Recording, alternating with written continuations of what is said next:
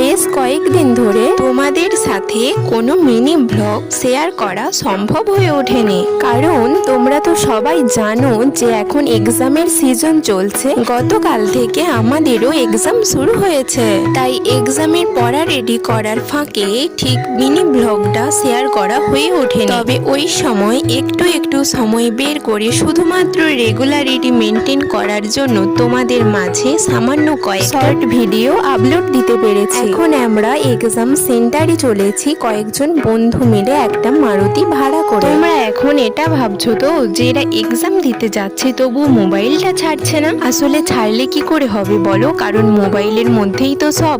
এখন ওতেই পড়াশোনা, ওতেই নোটস, ওতেই সব কিছু। আর আমরা স্টুডেন্টরা সারা বছর মোবাইলে সময় নষ্ট করলেও এই পরীক্ষা কটা দিন ঠিকই পড়াশোনা করি। তারপর অনেকটা পথ অতিক্রম করে আমরা আমাদের এক্সাম সেন্টারে পৌঁছে গেলাম।